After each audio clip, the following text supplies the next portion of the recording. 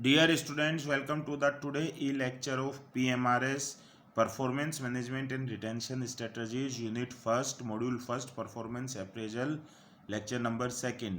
In lecture number 2nd we will discuss objectives of performance appraisal यानी कि performance appraisal के क्या उद्देश्य हैं, क्या रीजन है जिनकी वजह से ऑर्गेनाइजेशन में परफॉर्मेंस अप्रेजल किया जाता है. There are many objectives of performance appraisal.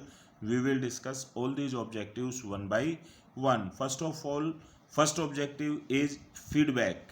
Performance appraisal किस लिए किया जाता है कि जो एम्प्लॉयज हैं जिनका परफॉर्मेंस अप्रेजल सुपरवाइजर के द्वारा किया जा रहा है वो उन्हें फीडबैक दे दें. अगर कोई सबऑर्डिनेट है वो सुपरवाइजर से पूछता है कि सर मेरी परफॉर्मेंस कैसी रही, तो सुपीरियर उसे कब बताएगा, जब वो उसकी परफॉर्मेंस का क्या करेगा, अप्रेजल करेगा. इसीलिए परफॉर्मेंस अप्रेजल किया जाता है जिसकी वजह से जो सुपीरियर है या सुपरवाइजर है वो सबऑर्डिनेट्स को उनकी परफॉर्मेंस का फीडबैक दे सके कि क्या उनकी स्ट्रेंथ्स रही और क्या उनकी वीकनेस रही, कैसे वो अपनी करंट परफॉर्मेंस को इम्प्रूव कर सकते हैं और ऑर्गेनाइजेशन लैडर में आगे जा सकते हैं. सेकंड ऑब्जेक्टिव क्या होता है, कंपनसेशन डिसीजन. ऑर्गेनाइजेशन में एम्प्लॉयज़ को ईयरली इंक्रीमेंट दिया जाता है, उन्हें इंसेंटिव्स दिए जाते हैं, बोनस दिए जाते हैं, यानी कि अगर हम कहें तो उन्हें रिवॉर्ड्स दिए जाते हैं. तो जो रिवॉर्ड्स दिए जाते हैं इसके लिए भी किसकी ज़रूरत पड़ती है, परफॉर्मेंस अप्रेजल की ज़रूरत पड़ती है. तो ये भी एक परफॉर्मेंस अप्रेजल का ऑब्जेक्टिव होता है कि एम्प्लॉयज़ को उनकी परफॉर्मेंस के बेस पर इंसेंटिव्स दिए जाएं, रिवॉर्ड्स दिए जाएं और उनको इंक्रीमेंट्स दिए जाएं. नेक्स्ट क्या है ऑब्जेक्टिव है, डेटाबेस. जब कभी भी परफॉर्मेंस अप्रेजल होता है तो ये बेसिकली रिटर्न फॉर्म में होता है, अप्रेजल फॉर्म्स होते हैं और जो अप्रेजल फॉर्म्स होते हैं ये एचआर डिपार्टमेंट के द्वारा सेव कर कर रखे जाते हैं और इसके बेस पर पर्सनल डिसीजंस लिए जाते हैं, प्रमोशन का, प्लेसमेंट का, पे इंक्रीमेंट का, ट्रांसफ़र का, प्रोबेशन पीरियड से परमानेंट करना है या प्रोबेशन पीरियड को इंक्रीज करना है. अप्रेजल से जो एम्प्लॉयज हैं उन्हें भी अपने की परफॉर्मेंस एरियाज़ के बारे में पता चल जाता है. उनकी परफॉर्मेंस का हमेशा एक परमानेंट रिकॉर्ड रहता है और वो जो सुपरवाइज़र है जब कभी भी वो किसी एम्प्लॉयज़ की परफॉर्मेंस का रिकॉर्ड चाहता है तो वो उसे उस डेटाबेस से मिल जाता है. नेक्स्ट क्या है, पर्सनल डेवलपमेंट. हर कोई एम्प्लॉई है वो ऑर्गेनाइजेशन में एक ही स्टेज में नहीं रहना चाहता, वो चाहता है कि वो करंट जॉब में भी अच्छा परफॉर्म करे और फ्यूचर में उसे हायर अपॉर्चुनिटीज़ भी मिले. तो परफॉर्मेंस अप्रेजल से पता चल जाता है रीजंस का कि एम्प्लॉयज़ की परफॉर्मेंस गुड रही तो क्यों रही और पुअर रही तो क्यों रही. तो जब सुपीरियर डिस्कशन करता है सबऑर्डिनेट्स के साथ तो वो उन्हें उनकी परफॉर्मेंस के गुड रीजंस भी बताता है और परफॉर्मेंस पुअर क्यों रही इसके रीज़न भी बताता है और स्टेप्स भी बताता है कि कैसे वो अपनी परफॉर्मेंस को इम्प्रूव कर सकता है. तो अगर हम बोलें तो एम्प्लॉयज़ का क्या होता है, इसमें डेवलपमेंट होता है. नेक्स्ट क्या है, ट्रेनिंग एंड डेवलपमेंट प्रोग्राम.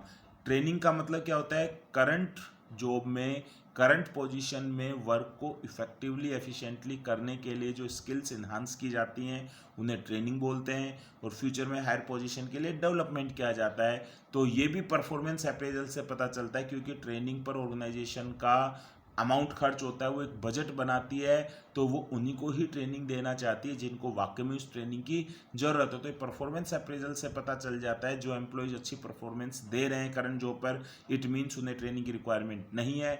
लेकिन जो एम्प्लॉयज़ अच्छी परफॉर्मेंस नहीं दे रहे, इट मीन्स उन्हें ट्रेनिंग की रिक्वायरमेंट है. तो किससे पता चला, परफॉर्मेंस अप्रेजल से. और जो एम्प्लॉयज़ कंटिन्यूसली करंट जॉब पर अच्छा परफॉर्म कर रहा है, इट मीन्स उसमें फ्यूचर में हायर पोजीशन को ऑक्यूपाई करने का भी पोटेंशियल है.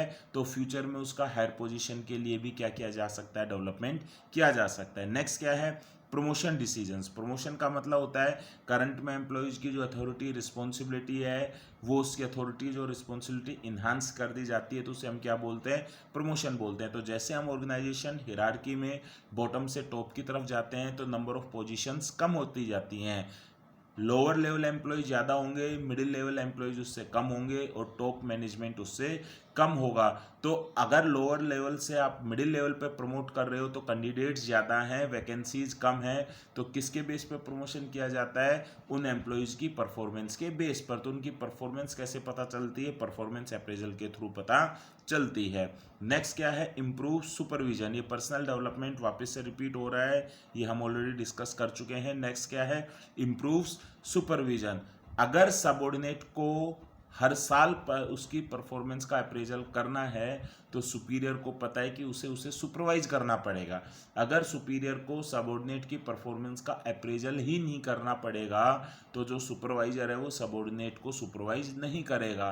तो ये भी एक परफॉर्मेंस अप्रेजल का ऑब्जेक्टिव होता है कि पता है सुपरवाइजर को कि ईयर एंड में उन्हें एम्प्लॉयज की परफॉर्मेंस का अप्रेजल करना है, असेसमेंट करना है। तो जो थ्रू आउट ईयर है वो अपने सबऑर्डिनेट्स को सुपरवाइज करते हैं, उनकी परफॉर्मेंस को चेक करते रहते हैं। तो the existence of a regular appraisal system tends to make the supervisor more observant of their subordinates because they know that they will be expected periodically to fill out rating forms, कि उन्हें हर साल employees की performance का rating form fill करना और उसका उन्हें justification देना है कि अगर 10 में से 8 पॉइंट्स दिए तो क्यों दिए हैं, 7 पॉइंट्स दिए हैं तो क्यों दिए हैं। तो ये किसके थ्रू पॉसिबल हो पाएगा, जब वो प्रॉपरली सुपरविजन करता है। तो परफॉर्मेंस अप्रेजल से सुपरवाइजर का जो सुपरविजन है वो भी इम्प्रूव होता है। तो ये परफॉर्मेंस अप्रेजल के कुछ ऑब्जेक्टिव्स हो गए। फर्स्ट क्या है, फीडबैक देने के लिए, सेकेंड कंपनसेशन डिसीजन के लिए, थर्ड डेटाबेस मेंटेन रखने के लिए, फोर्थ पर्सनल डेवलपमेंट के लिए, fifth training and development program के लिए, सिक्स्थ प्रमोशन डिसीजंस के लिए और सेवंथ है वो सुपरविजन को इम्प्रूव करने के लिए। अब नेक्स्ट है benefits of performance appraisal. Basically performance appraisal से 3 पार्टीज को बेनिफिट होता है। फर्स्ट सबऑर्डिनेट जिनका परफॉर्मेंस अप्रेजल किया जा रहा है, सेकंड मैनेजर्स या सुपरवाइजर्स जो कि परफॉर्मेंस अप्रेजल कर रहे हैं, और थर्ड ऑर्गेनाइजेशन जो कि अपने यहाँ पर परफॉर्मेंस अप्रेजल सिस्टम को यूज कर रही है। तो फर्स्ट बेनिफिट किसका हो गया, सबऑर्डिनेट्स का। तो बेनिफिट्स फॉर द इंडिविजुअल, तो क्या बेनिफिट है, first gaining a better understanding of their role. जब उनका परफॉर्मेंस अप्रेजल होता है तो उन्हें अपनी करंट पोजीशन पर क्या क्या रोल्स और रिस्पॉन्सिबिलिटीज है इनकी बेटर अंडरस्टैंडिंग होती है। Second, understanding more clearly how and where they fit in within the wider picture, की ऑर्गेनाइजेशन की जो वाइडर पिक्चर है। तो हर साल उनका जो परफॉर्मेंस अप्रेजल होता है तो उससे उन्हें पता चल जाता है कि हम यहाँ पर फिट बैठ पा रहे हैं या नहीं। अगर अच्छी परफॉर्मेंस आ रही है इट मीन्स वो ऑर्गेनाइजेशन में आगे सर्वाइव कर पाएंगे, अगर अच्छी परफॉर्मेंस नहीं आ रही इट मीन्स वो ऑर्गेनाइजेशन में सर्वाइव नहीं कर पाएंगे। नेक्स्ट क्या है, ए better understanding of how performance is assessed and monitor. पता चल जाता है सबऑर्डिनेट्स को कि कैसे उनकी परफॉर्मेंस एसेस होगी और मॉनिटर होगी, फिर उसी के अकॉर्डिंग अपनी परफॉर्मेंस देते हैं। नेक्स्ट क्या है, improving understanding of there strengths and weaknesses and development needs. Performance appraisal से सबऑर्डिनेट को अपनी स्ट्रेंथ का पता चल जाता है, अपनी वीकनेसेस का पता चल जाता है और ये पता चल जाता है कहाँ उन्हें अपना डेवलपमेंट करना है। नेक्स्ट क्या है, providing an opportunity to discuss and clarify development and training needs।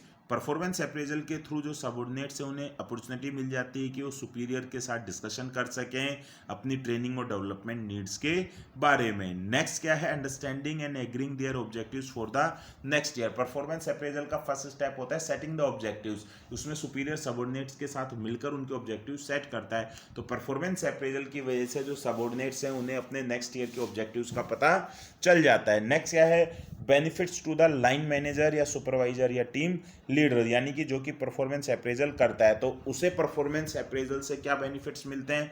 First क्या है, opportunity to hear and exchange views and opinions away from the normal pressure of work. Performance appraisal करने की वजह से ही सुपीरियर है उसे अपॉर्चुनिटी मिल जाती है कि वो अपने सबऑर्डिनेट्स के साथ डिस्कशन कर सके, उनसे व्यूज़ ले सके, उनसे ओपिनियन ले सके, अपने व्यूज़ और अपने ओपिनियंस उन्हें बता सके उनकी परफॉर्मेंस के रिगार्डिंग। यदि परफॉर्मेंस अप्रेजल नहीं होता तो जो सुपीरियर है उनके पास अपना जो नॉर्मल वर्क प्रेशर इतना होता है कि उन्हें सबऑर्डिनेट के साथ डिस्कशन का मौका ही नहीं मिल पाता। Second, an opportunity to identifying any potential difficulties और वीकनेसेस। परफॉर्मेंस अप्रेजल के थ्रू सुपीरियर्स को एक अपॉर्चुनिटी मिल जाती है कि वो अपने सबऑर्डिनेट्स की वीकनेसेस या कोई भी उन्हें परफॉर्मेंस करने में पोटेंशियल डिफिकल्टी आ रही है वो आइडेंटिफाई कर पाते हैं। नेक्स्ट क्या है, an opportunity to plan for and set objectives for the next period. Performance appraisal की वजह से सुपीरियर को अपॉर्चुनिटी मिल जाती है कि वो अपने सबऑर्डिनेट्स के साथ मिलकर नेक्स्ट ईयर के ऑब्जेक्टिव्स को डिसाइड कर सकें, सेट कर सकें। Next, an opportunity to motivate members of the team. Performance appraisal के थ्रू परफॉर्मेंस इंप्रूव कराने के लिए अपॉर्चुनिटी मिल जाती है सुपरवाइजर्स को कि वो अपनी टीम को मोटिवेट कर सके। नेक्स्ट क्या है, opportunity to plan for achieving improved performance. Performance appraisal के थ्रू सुपीरियर को पता चल जाता है कि कौन से एम्प्लॉयज अच्छी परफॉर्मेंस दे रहे हैं, कौन से एम्प्लॉयज अच्छी परफॉर्मेंस नहीं दे रहे, और जो अच्छी परफॉर्मेंस नहीं दे रहे उसके पीछे क्या रीजन है। तो उसके बेस पर जो सुपरवाइजर है वो प्लानिंग कर सकता है जिससे कि जो परफॉर्मेंस है वो इम्प्रूव हो जाए। नेक्स्ट क्या है, बेनिफिट्स टू द ऑर्गेनाइजेशन। तो फर्स्ट बेनिफिट क्या है, ए structured means of identifying and assessing potential. Performance appraisal एक स्ट्रक्चर्ड तरीका है जिसके थ्रू ऑर्गेनाइजेशन को फ्यूचर का पोटेंशियल आइडेंटिफाई हो जाता है और वो एसेस कर लेते हैं कि किसके अंदर कितना पोटेंशियल है। सेकंड क्या, up to date information regarding the expectations and aspirations of employees. Performance appraisal के थ्रू, क्योंकि उसमें स्टार्टिंग में ऑब्जेक्टिव सेट होते हैं, तो ऑर्गेनाइजेशन को पता चल जाता है कि उनके एम्प्लॉयज की क्या एक्सपेक्टेशंस और एस्पिरेशंस हैं। Next, information on which to base decisions about promotions and motivation. Compensation देना है, सैलरी इंक्रीमेंट करना है, बोनस देना है, प्रमोशन करना है, तो ऑर्गेनाइजेशन को परफॉर्मेंस अप्रेजल के थ्रू एक बेस मिल जाता है जिसकी वजह से वो डिसीजंस ले पाती है। नेक्स्ट क्या है, opportunity to review succession planning. Future में हायर पोजीशन के लिए सक्सेशन प्लानिंग की जाती है। सपोज कोई सीईओ है, वो पता है कि 2 साल के बाद मैं रिटायर्ड हो जाऊंगा, तो वो परफॉर्मेंस अप्रेजल के थ्रू आइडेंटिफाई कर पाता है कि कौन मेरी वैकेंसी को अच्छे ढंग से फुलफिल कर सकता है, और उसको वो 1-2 साल अपने साथ रखता है, उसे बिजनेस की बारीकियां बताता है कि जब वो रिटायर्ड हो तो उसकी जगह वो उसकी पोजीशन लेने को तैयार हो जाए। नेक्स्ट क्या, information about training needs which can act as a basis for developing training plans. Training पर ऑर्गेनाइजेशन का पैसा खर्च होता है, तो ऑर्गेनाइजेशन चाहती है कि उसे ही ट्रेनिंग मिले जिनको ट्रेनिंग की जरूरत है। तो परफॉर्मेंस अप्रेजल के थ्रू ट्रेनिंग नीड्स आइडेंटिफाई हो जाती हैं और उसकी वजह से ऑर्गेनाइजेशन है वो ट्रेनिंग प्लान अच्छे ढंग से डेवलप कर पाती है। और लास्ट क्या है, अपडेटिंग ऑफ एम्प्लॉयज रिकॉर्ड्स, कि परफॉर्मेंस अप्रेजल के थ्रू ऑर्गेनाइजेशन में उनके जितने भी एम्प्लॉयज हैं उनका हर साल रिकॉर्ड अपडेट होता रहता है कि उन्होंने क्या नया इस साल अचीव किया, क्या उन्होंने नई स्किल सीखी, क्या अपने अंदर कॉम्पिटेंसीज को डेवलप किया है। तो इसी के साथ ही आपका ये टॉपिक था ऑब्जेक्टिव्स ऑफ परफॉर्मेंस अप्रेजल, ये कंप्लीट होता है। Thank you very much.